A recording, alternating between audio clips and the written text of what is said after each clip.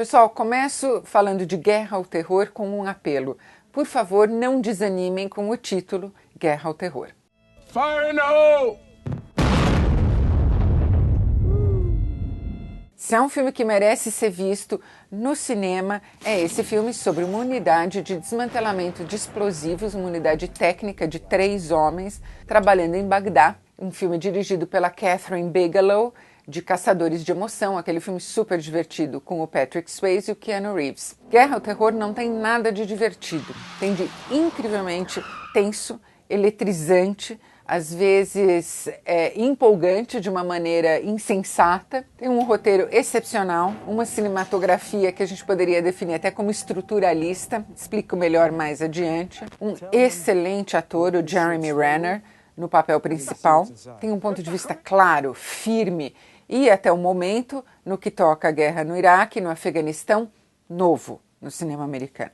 The shell will probably kick out there. Most of the shrapnel is going to shoot straight up in a beautiful umbrella pattern. Yeah. Essa unidade de desarmamento de explosivos funciona da seguinte maneira. São 3 homens, o líder da unidade é o sargento James, interpretado pelo Jeremy Renner, de Extermínio 2. O que eles fazem é identificar o que os americanos chamam de IED, ou artefato explosivo improvisado. São aquelas bombas feitas com botijão de gás, com pólvora e prego, com qualquer material explosivo, em geral pela população civil ou por pessoas ligadas a milícias da população civil no Iraque, colocadas disfarçadas dos lados das estradas, no meio da rua, para que os americanos passem por elas com os seus Humvees e vão pelos ares.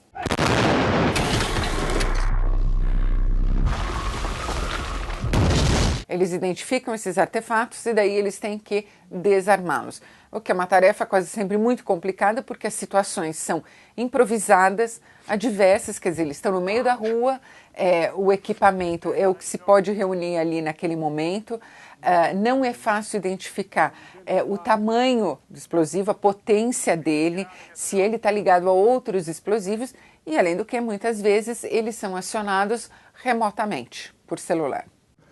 We got a lot of eyes on us, James. We need to get out of here. Roger that. I'm gonna figure this out. Então, essa é a vida desses sujeitos. Todo dia eles acordam na base em que eles estão estacionados, vão para a rua, acham artefatos, desmontam. É uma vida segundo a segundo. Ela pode acabar literalmente sempre no próximo segundo. O filme tem várias participações especiais de atores muito conhecidos e nenhum deles dura muito, inclusive. E o James é um cowboy, né?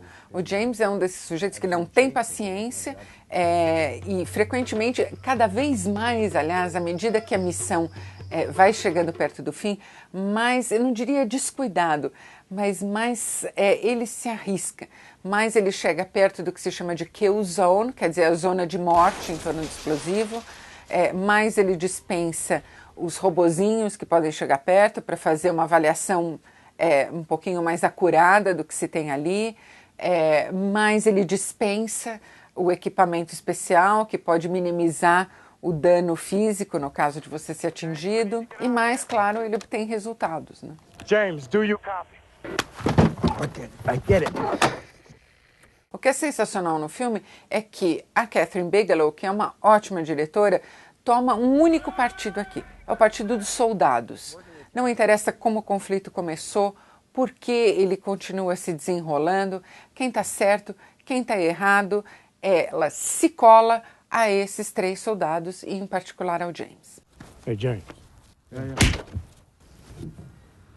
Never turn your headset off again. A cinematografia, eu disse que ela era estruturalista porque ela é incrivelmente competente de uma maneira muito sutil. Precisa prestar atenção como ela reproduz sempre, quer dizer, as trocas de lentes são muito cheias de perícia, elas reproduzem tanto o close mais fechado de pequenos objetos, de pequenas partes de objetos, porque o cara está lidando ali com equipamento incrivelmente sensível, como todo o ambiente em volta, que é a maneira como a gente enxerga. Por causa dessa firmeza com que a Kathryn Bigelow se atém à vida dos soldados, ao ponto de vista dos soldados, esses 3 soldados em questão, ela fecha mesmo o foco aqui. Esse talvez seja o filme mais abrangente, paradoxalmente, que eu já vi sobre a atual guerra ao terror. Vamos usar aí o título nacional do filme. Hey, Sanborn, you know what this place needs? I'm listening. Needs grass.